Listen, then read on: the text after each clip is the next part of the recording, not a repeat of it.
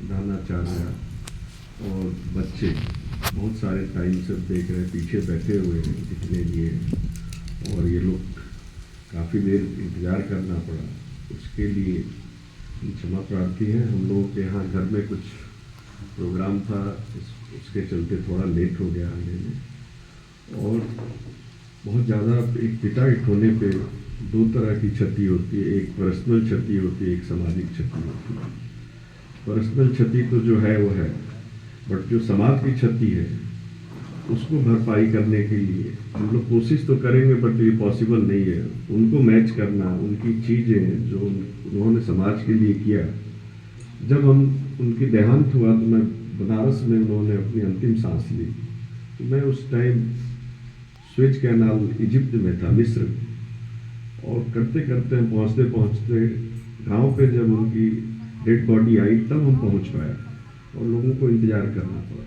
लेकिन उस दिन से, और आज चौथा या पांचवा दिन है, जो समाज, जितने लोग आए, शायद उसको हम बयान नहीं कर सकते। और इतना चीज़ें हमने देखा नहीं था अपने लाइफ में।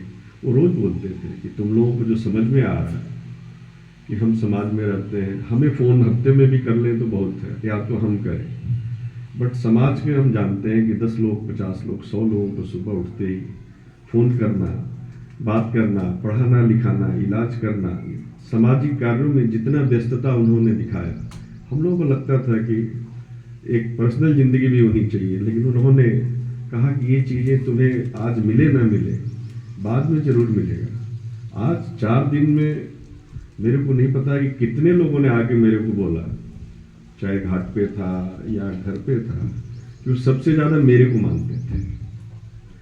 करीब 200 से 400 लोगों ने किनारे ले जाके बोला कि वो मेरे को सबसे ज़्यादा मानते थे। तो मैं सोच सकता हूँ कि ऐसा कैसे हो सकता है कि एक आदमी 200, 500, 1000 जो भी लोग बोल रहे हैं, कैसे वो सबको सबसे ज़्यादा मान सकते हैं? कोई एक हो सकता है। लेकिन जब हमने देखा और सारी चीज़ें समझा, यहाँ 4 दिन से हम लोग गाँव में हैं, उसका लिटरली में हम लोगों के पास कोई वर्ड्स नहीं है कि जो उन्होंने समाजवाद, जो शिक्षा के जगत में उन्होंने काम किया, और जो बच्चों को पढ़ाना, मैं पर्सनली जानता हूँ कि उनके स्टूडेंट, उनके खर्चे पे पढ़े हुए लोग आज जज भी हैं, जो मेरे को यदि नोएडा में कोई दिक्कत होती है तो कहते हैं कि मेरा भाई है।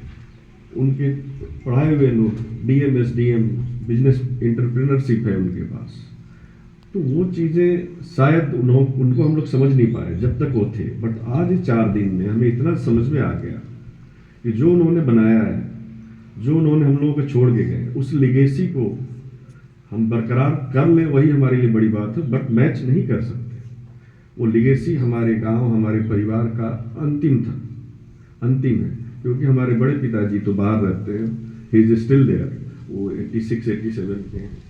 बट ये भरपाई शायद हम लोग कर ले तो बड़ी बात है। बट हम एक चीज़, आप लोग सारे बड़े बुजुर्ग हैं, हम लोगों के चाचा, बाबा, दादा, पढ़े लिखे लिटरेट लोग हैं, यहाँ समाज के बहुत अच्छे अच्छे जगह से लोग आए हैं। हम इतना कहेंगे कि बच्चों का यदि हम लोग कुछ कर पाएँ, हमारे साथ हम लोग कजन और वो मिला के हम लोग 4 भाई बहन हैं।